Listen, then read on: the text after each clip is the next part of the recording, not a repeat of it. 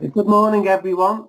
Welcome to the meeting of the Merseyside Recycling Waste Authority. And I hope you are all well. And we do have a light agenda today, but nevertheless, I'm sure there's some important topics that we need to discuss. So the first item is apologies of absence. Paula, have we had any apologies? Councillor Robinson Collins and Councillor Malone is trying to get into the meeting. He's having technical difficulties at the minute. Okay, yeah. I mean, these problems occur from time to time and we just have to bear with it, I think. Okay, item 2 is the minutes of the authority meeting held on the 26th of June. Can we agree those as a true record? Agreed. Agreed. Okay. Declarations of interest by members and officers. Are there any declarations of interest?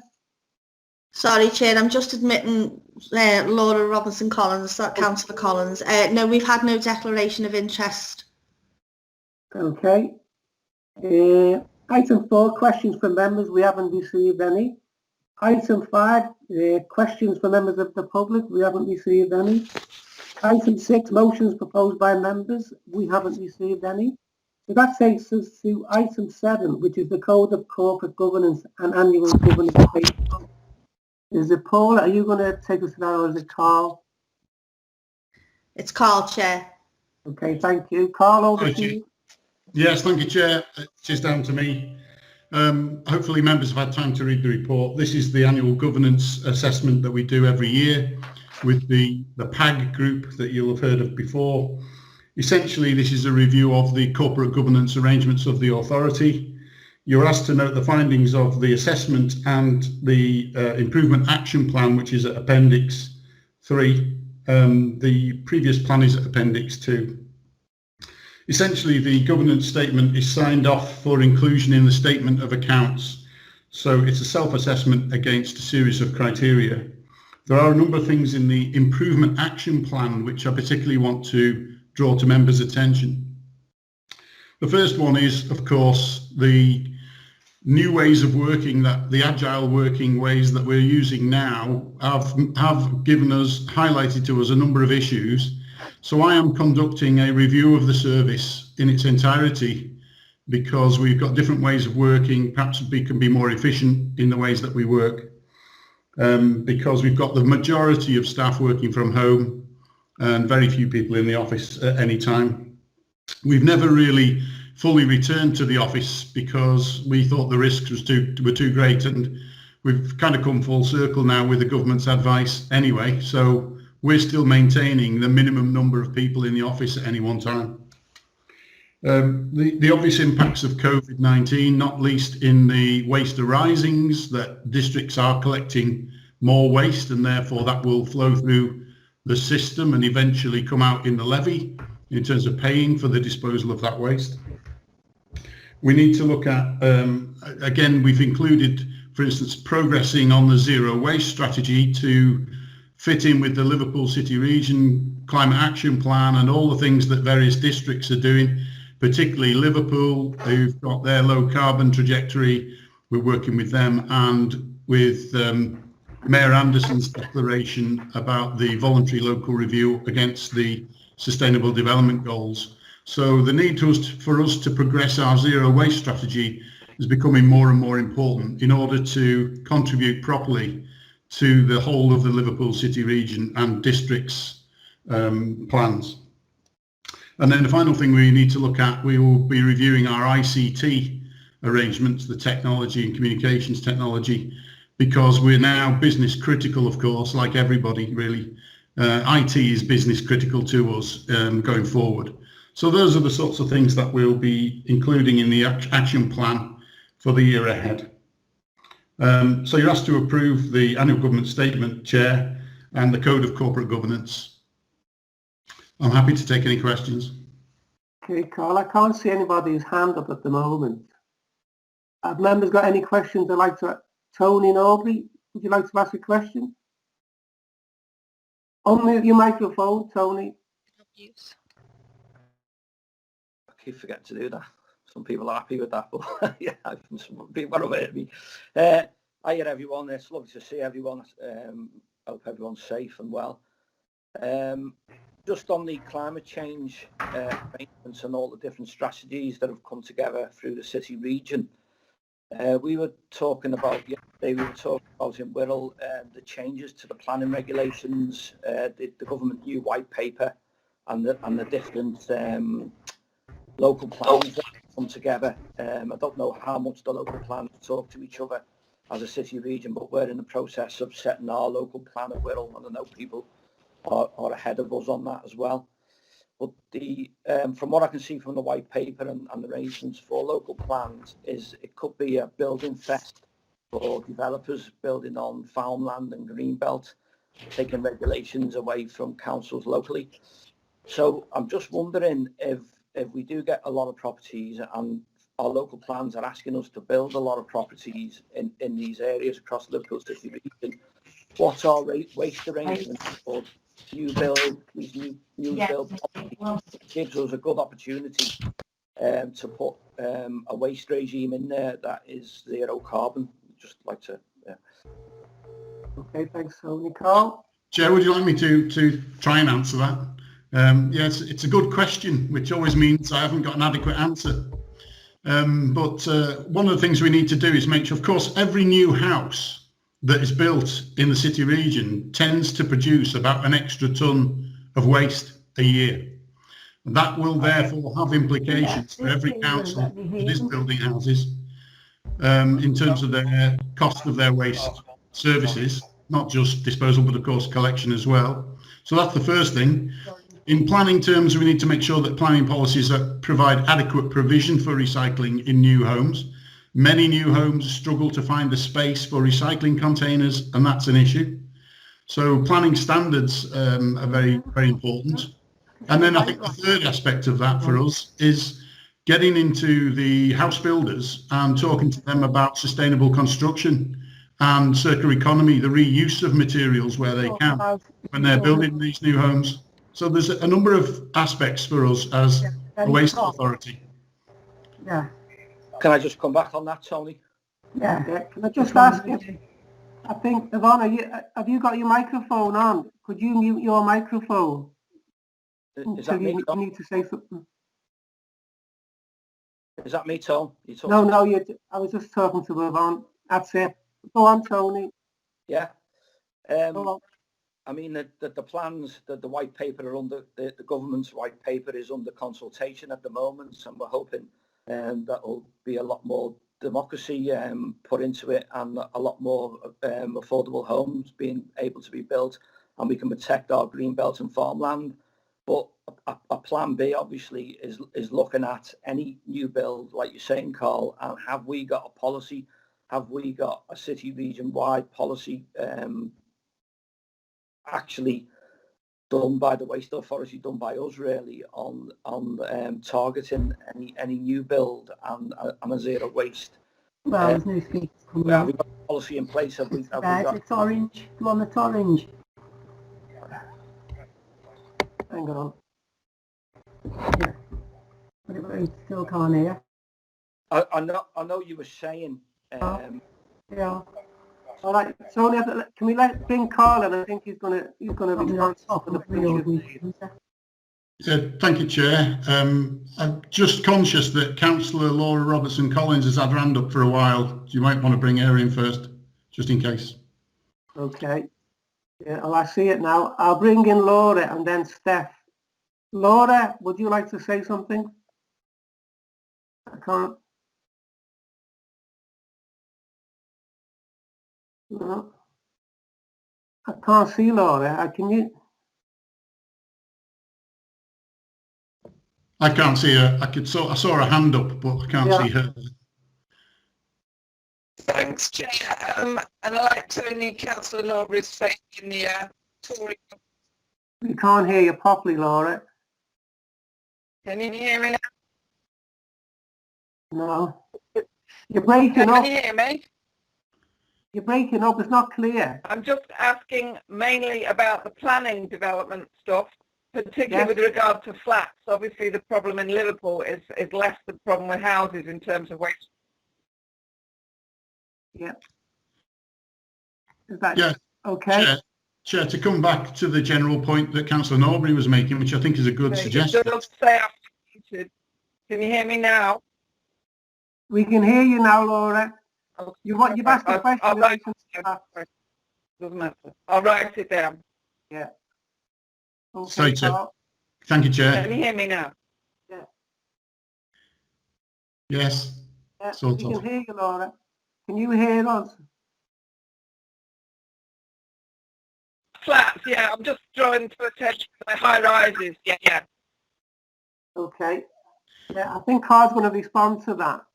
Yeah. Before you do, Carl, should we bring in Steph and maybe you could cover, the issues that are being raised by members at the moment? Steph?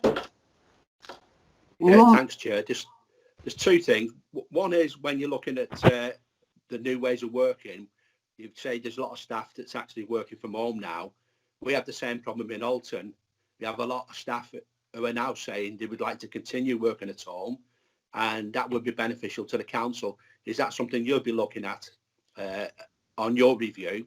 The second one is when we're talking about working with builders, this has been on the agenda for a long time to have recycling centres on these estates. You can actually do it in blocks of flats. You just have chutes that you can put different things down. And the same would apply on these estates. It's not come to fruition. We're all talking about zero waste going to landfill. Yet the builders don't seem to be taking up, the fact that these estates can be designed where they have chutes in the road that go down to skips that can be picked up. It's simple. They do that a lot abroad. So I think we just need to put a bit more pressure on the building side, maybe through governments. Okay, Carl? Yeah, thank you, Chair. I'll answer the point about the planning. I picked up that it would be useful, I think, for the Waste Disposal Authority to produce a planning advice note for all planning authorities. We don't have any powers, obviously, but we can advise, and the sort of thing that Councillor Nelson and Councillor Norbury and Councillor Robertson Collins are talking about, we can pick up in an advice note, and we can highlight what we consider to be good practice. And planning authorities with their powers would be free to take that advice or not, and to incorporate that advice into their own planning policies. It is, yeah. I can't see anybody else with the hands up. Sorry, Chair. That was the second point, was Councillor Nelson's point about the staff working from home. The service review, I can tell you, will cover agile working, i.e. working from any sensible base, whether that be a library, home, or another workstation. It will be a hybrid model of people coming in, some people coming into the office from time to time, but at large periods of time, people will be able to work from home. We found it works quite well, but that'll all be wrapped up in the service review, which I'm hoping to bring forward towards the end of the year, Chair. Okay, thanks, Carl. Tony, you've got your hand up again. Would you like to come back? Yeah, we're hoping as well, obviously, that Greenbelt land stays as Greenbelt land and it's not developed on. But I think we need to make arrangements in the worst case scenario, and the government's white paper comes to fruition. Because once these things are consultated on, it's in the hands of the gods, really. Greenbelt land is obviously the best option, to keep the environment as it is. But if developers get their way and they build on greenbelt or farmland, then to have this policy in place would be great, and that's a good suggestion from Carl. Okay, thanks, Tony. I mean, for me, I actually sit on wearing my other hat on a planning committee in Liverpool, and we are fearful of the white paper building for the future. What it really does is undermine, if you like, local scrutiny of how development takes place. In many ways, it can be a developer's charter, and it takes away from local authorities the ability to determine what goes on what land. Permitted development rights now, you can actually turn an office or a warehouse into a residential dwelling, and we've got no control over it. And I think the white paper, it takes that even a step further. So we're really fearful of that. So a planning advice note from the Waste Authority in relation to how we deal with waste, I think, would be helpful going forward. Do any members have any other questions? Steph, you got your hand up again? You're on mute. Can you unmute your microphone? Sorry, Tony, yeah. We seem to be like in two separate camps. We have like our chief executives, our MPs, our regional mayors and stuff, and they never seem to come and see us or discuss. Well, I sort of, we're working one way, they seem to be working another way. Yeah, the white paper clearly sets out what we should all be doing together. I think what we need is them ideas put down and then maybe a presentation to people to say this is what we should be doing as local authorities. Okay, thanks for that, Steph. In relation to the new ways of working, I think one of the things that I've discussed with Carl as well is about going forward. I mean, obviously, we've got offices in Man Island, and I think that will be something that will be under review as well. Although I do understand that, obviously, we can't do anything at the moment because of penalties, etc. But going forward, I suppose that's something that would be taken into review. Is that right, Carl? Yes, Chair. We will be looking at the terms of our lease and whether we need to renegotiate that. I know that we've got 3 or 4 years left to run on the current lease. So that would be something that would be longer term, but we'll certainly be looking at our needs in terms of office space and the cost of that, as part of the review. Okay. Diane, you've got your hand up. Yeah, thank you. It's about agile working, and I think it's important that people are given choice on this as well. It doesn't suit everybody. The home situation doesn't suit everybody. If they're in like shared home, they don't have the space or open plan living. So it needs assessment for each individual person to make sure they've got the equipment and everything that they need. I've been working from home from the start of this, and I was sent a desk and a chair. I've got 2 screens. I've got headset. I've got all the equipment I need. So it's really important to make sure that people have the choice but have the equipment to be able to work effectively from home. And again, as we've seen, that like actually a lot of people are working harder at home than they would do in the office. They're not taking breaks and things like that. And so that needs to be looked at too, to make sure that people are looked after properly really in this. That was it. I think those points, I mean, we all agree with those points. Tony, you've got your hand up again. Yeah, thanks, Chair. I'd like the Waste Authority to do some work on, and I'm probably not the remit of maybe of the Waste Authority, but to join in with doing some work on the environmental impacts of working from home. So if a lot more people are working from home and doing like stuff like we are at the moment, having online meetings, there must be an effect on the environment, and for us to do some work on that would be great. Okay. Yeah, we can have a look at that, Chair. Something we might want to assess. That suggest we're a very small organisation, but it would be translatable to larger organisations, or at least the principles. So yeah, we could have a look at that. Okay, thanks for that, Carl. Have members got any other questions they'd like to raise on the annual corporate governance report? No? Okay, can I move that the recommendation be agreed? Is that agreed? Okay. Agreed. Can we move on then to item 8, which is the internal audit report. Yes, Chair. I'll be just very briefly introducing these. Peter Williams, if I'm not on screen.